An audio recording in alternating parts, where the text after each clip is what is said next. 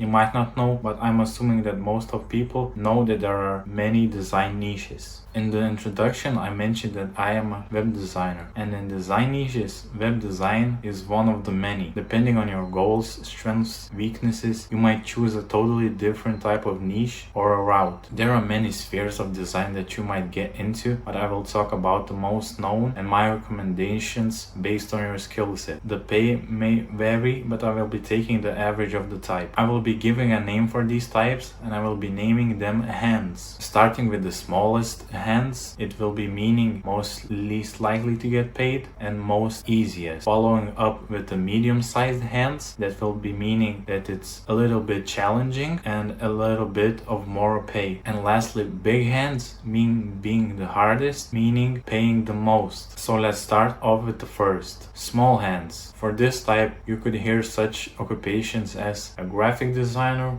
banner designer, poster designer, thumbnail designer. These works are entry level. I don't mean that anybody could take up this work, but I believe it is the most easiest out of the designer jobs there is. Secondly, medium hands. Types of work for medium hands would be web UX UI designer, packaging designer, and motion designer. The reason why I put the following positions in this sector is because they do not only require basic understanding of design, they also require other skills such as editing, understanding marketing, and human psychology. And lastly, big hands. For this level, I will put such positions as brand designer and product designer. These type of design jobs are not just having a skill set of design and marketing, but now you are starting to work with more people and you are starting to manage them. Your work starts to be focused more on the brand, creating a brand feel, the brand identity, what are the main values, and how is the brand portrayed. As we progress with this list, you should have mentioned a pattern. The more problems you solve, the more money you can get. And that is true in other careers, not in just design. Once again, as I mentioned previously, the pay could vary depending on many variables, such as location, the type of work you do, what type of niche you work in, many. My recommendation when choosing or changing your work type is to niche. Instead of trying to work for many sectors of design, start focusing at one, or in the beginning 2 to 3. People tend to trust professionals in their sector rather than choosing generalists. A coffee shop owner would rather trust a brand identity designer who works with coffee shops rather than a brand identity designer who works with everybody. In this way, when you decide to focus on one type of sector, you tend to be more skilled in that sector, and in this way